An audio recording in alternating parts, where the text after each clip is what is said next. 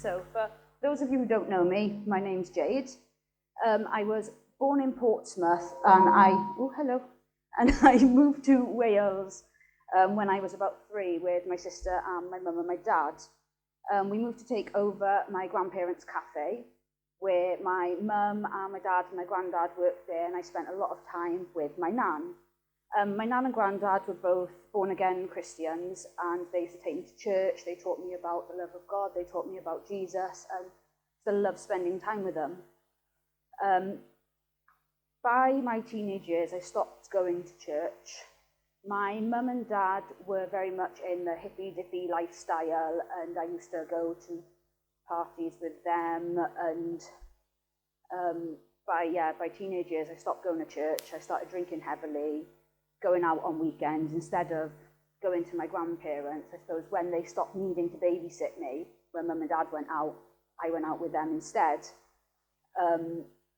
So life at home was quite hard. Mum and dad used to drink quite a lot, shout a lot, and it was very inconsistent because my mum believed in God and she would sort of like preach the things of Jesus to me, but at the same time drink heavily, take drugs and party, and do that with me, but then shout at me for doing it later. So that inconsistent home life caused a lot of inner turmoil for me.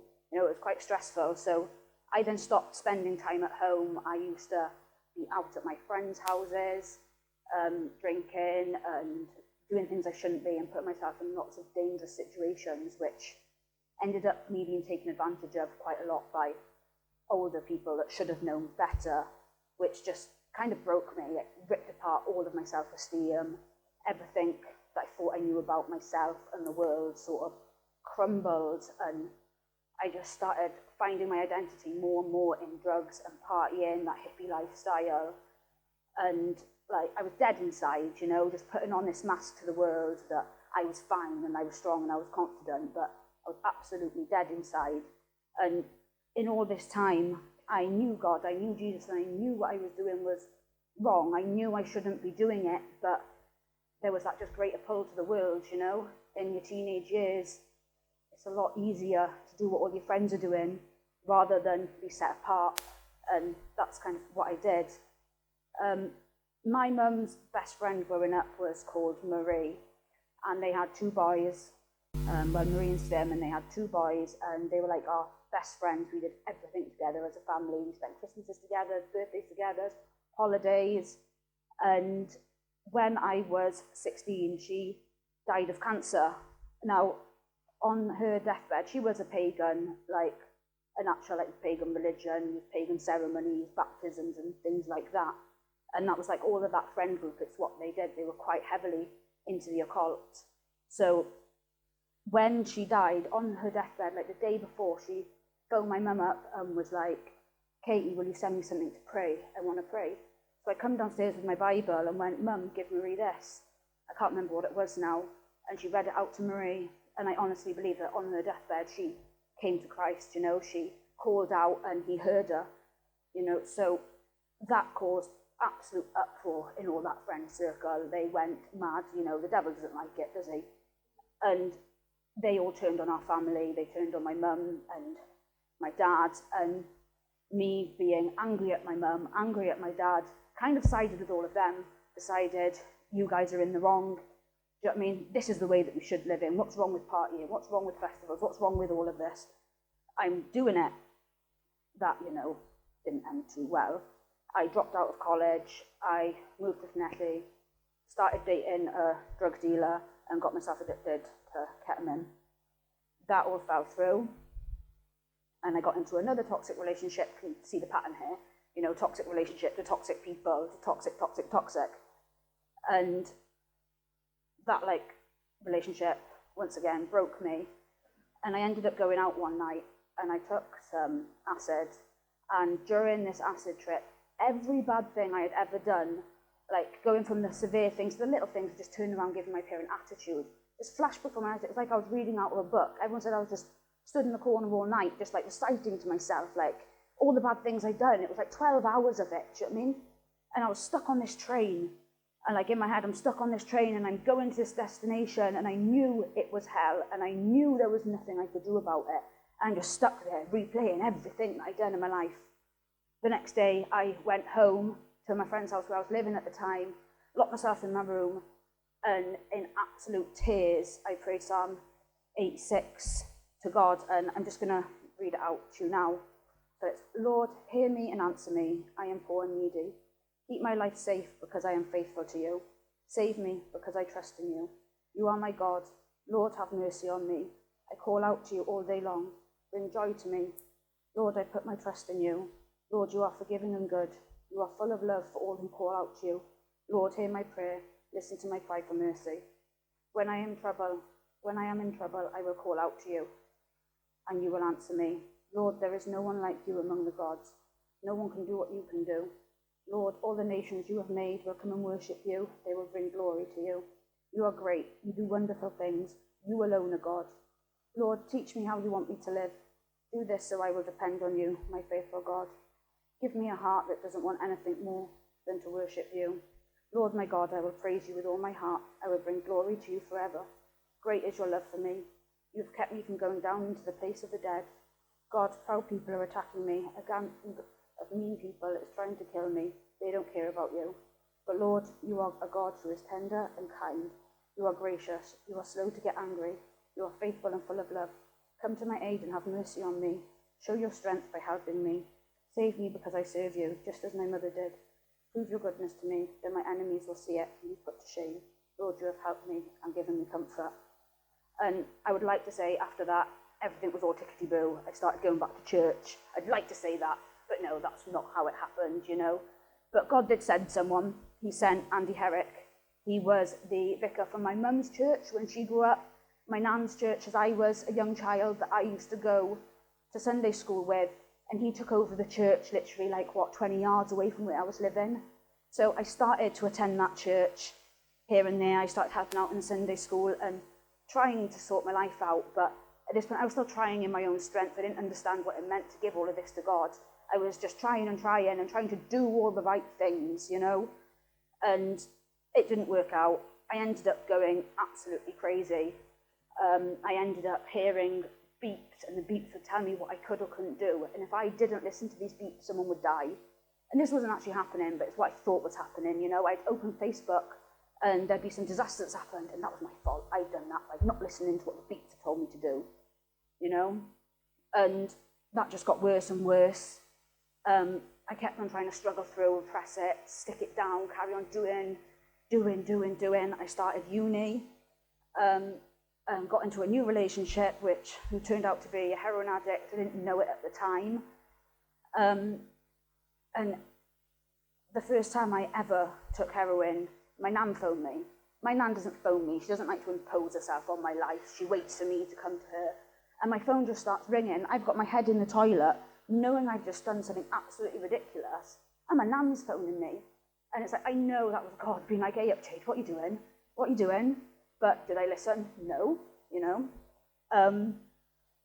So that sort of ended up me about a year in addiction whilst in uni and working. So I got myself clean. I got a job in London, moved to London, got a job, and then 3 weeks later I found out I was pregnant. And I was like, what do I do? What do I do? And all I'd ever wanted was a family. All I'd ever wanted was somewhere that I could put my love and someone to love me and someone to give me what I needed as a child, you know. So I was so happy. And then I moved back to Wales, and on the bus on the way home, I lost a baby. I went into the hospital and I came out and I just went, nah, yeah, whatever. And I went and I picked up and I just went on a downward spiral then for the next 18 months. I lost my house, I lost my relationship, I lost all my friends. My mum and dad and my nan, they were still there, but they were in the background. I couldn't go and see them really. I could go there if I wanted to get better, but that never lasted. I didn't have the strength in me. I was so hurt and so broken, I didn't want to feel anything. And the only thing that gave me that freedom was heroin. It was the only thing that made the voices quiet, it made the beat stop. It gave me nothing, and that's all I wanted. And I lost my house eventually, and I was sort of sofa surfing around Carmarthen, putting myself in ridiculous, dangerous situations. And then God sent me Carl. Carl was an older gentleman who looked out for me. He was one of the first people in my life that never asked me for anything, just looked after me, gave me a key to his house, gave me a sofa to sleep on, and just gave me somewhere safe.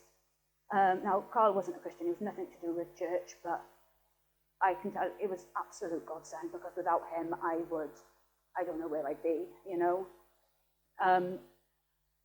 So in this time, my grandparents would take me to church every now and again, and they'd get this vicar to pray for me, get this vicar, take me here, take me there, and just, my uncle was also a heroin addict, so they'd seen it all play out with him, you know. And they took me one day to see Stuart Bell, and he prayed for me and went, she just needs to go to Teen Challenge. She needs a Teen Challenge application. And he printed me this out, sent me on my way with my application, and there I go. And it took me a while to get myself, you know what I mean, get all my ducks in a row and sort it out. But eventually I went and I walked through them doors on the first day, fell asleep on the sofa, and woke up in tears. Like, what have I done? I'm in rehab. Absolutely horrified. That first night when I was there, I was in my room, and I kept on, I wanted to leave. I was like, I'm going to jump out the bathroom window, I'm going. I was only 7 miles away from Carmarthen, from where I used to live. And I'm like going up and down the stairs, and I'm opening my Bible, and every time I open my Bible, it was like verses about death, dying. And then I go downstairs to try the phone. You can't phone out of the phone, can you? It's an incoming phone. It's absolutely gutted. And then I noticed that a name had fallen off the wall, and this name was Paula Jones. And I had a friend, it's not the same woman, who had died like a week before I'd gone into Teen Challenge, called Paula Jones. And I just knew that that was God telling me, like, it's this or death, Jade. You go out of that door, you know, you leave, you are going to die. And I like walked back upstairs feeling ill as anything, like head in absolute mess, scared as anything, and opened my Bible onto Romans 7:14-20, and I'll just read that for you now. We know that the law is holy, but I am not. I have been sold to be a slave of sin. I don't understand what to do. I don't do what I want to do. Instead, I do what I don't want to do. So I agree that the law is good. As it is, I am no longer the one who does these things. It is sin living in me that does them. I know that there is nothing good in my desires controlled by sin. I want to do what is good, but I can't. I don't do the good things I want to do. I keep doing the evil things I don't want to do. I do what I don't want to do, but I am not really the one who is doing them. It's sin living in me that does it. And if that doesn't paint a more accurate description of addiction, I don't know what does. You know, it was the last thing I wanted to be doing every day, but it was the only thing I could do. You know, so my time at Teen Challenge, it was hard. There was so many amazing things that happened and amazing people there, like Melissa, who I met, who has been by my side ever since Teen Challenge. But 6 weeks in, I went to Teen Challenge, but I wasn't fully committed. I was kind of like, oh, I'll just do this for a bit, and at least I've got something to tell people, like, oh, I'm getting clean, I'm going to get clean, you know. I had that excuse. But my uncle overdosed 6 weeks in, and that sort of gave me that kick that I need to do this. I can't do this to my grandparents. They can't lose somebody else. And I spoke at his funeral, and I just made a promise to God that day that I would use what he was going to do in me. I would get clean, and I would use that to help other people. And, you know, and that's hopefully what I'm doing these days. And so I completed Teen Challenge, and in my last 3 months, Carl, who I told you about, got lung cancer. I got a phone call off my mum. One of my friends had contacted me and told me that Carl was dying.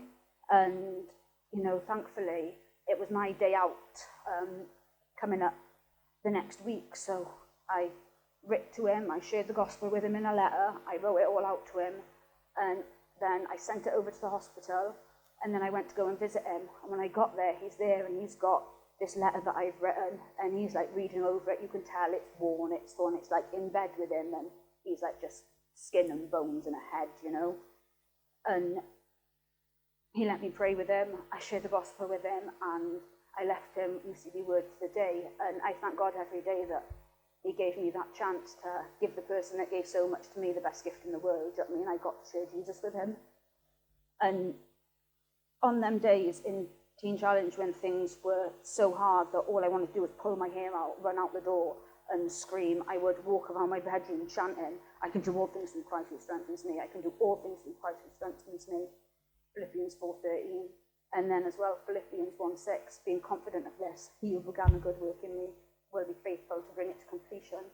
And they were my things. They were what I held on to through the whole of Teen Challenge. Like, I don't need to be strong enough. He will be. He started this. He's going to finish it. All I have to do is stay in this building and not leave, and he will do the work. And so he did that, glory to God. He pulled me through it. He pulled me out of like the hardest, most horrible part of my life.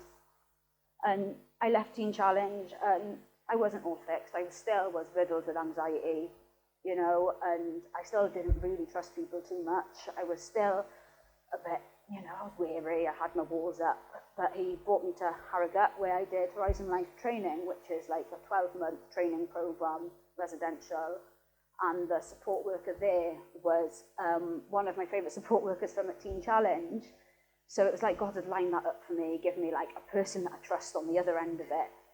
So that helped me massively to open up. And whilst I was there, I completed like 9 or 10 different courses in different sorts of social care, mental health, counselling things, and started volunteering at North Yorkshire Horizons on the Needle Exchange, which is like only God, only God could put me with the strength to be on the other side of that counter, speaking into the lives of people that came in, And so I did that, and then I applied for Regent's Bible College through youth ministry, and I got in, and then I fell pregnant.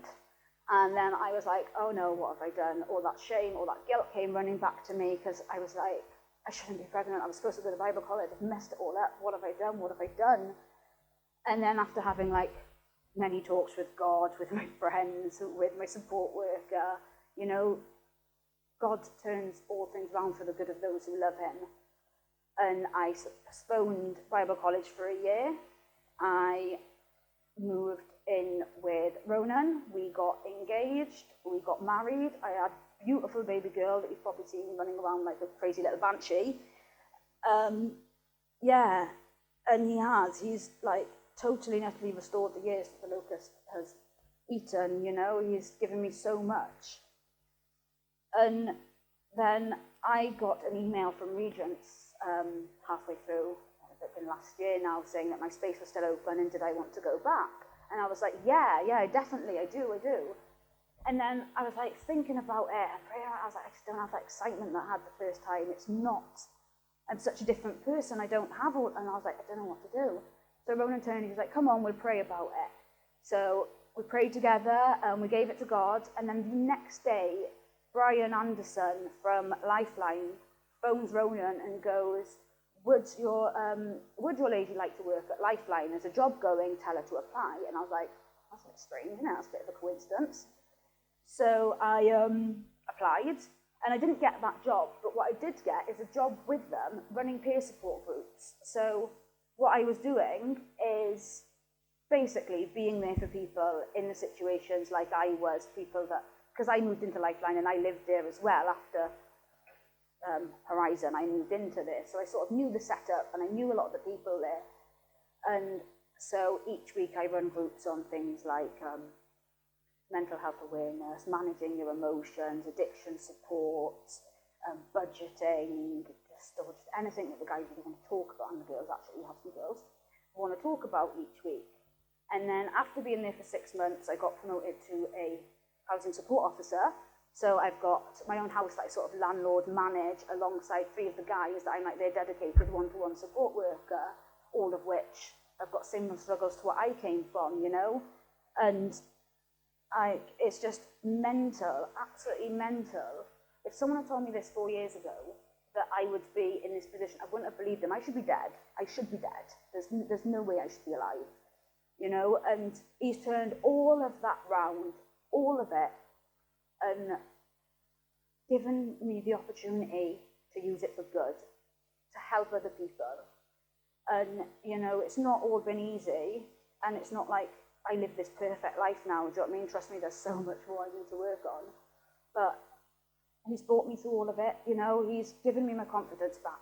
He's given me real friends. He's given me a life worth living. He's restored relationships in my family. He's, you know, has given me a job. He's given me purpose. He's, you know, picked me up every single time I have fallen. And when I look back over my life, he was always there in all the darkness, in all of it, you know. And I just want to tell you, if you've got someone that you're praying for, don't stop. Because those, like, my nan's prayers, I'm telling you, she would get woken up in the middle of the night, get on your knees and pray for Jade. And what was I doing at that time? Where was I? Do you know what I mean? And if it weren't for God going, Cynthia, pray for your granddaughter, you know, and I just thank him so much for all that he's done and all that he continues to do. And yeah, that's about it. That's the story, I suppose. But yeah, thank you for listening.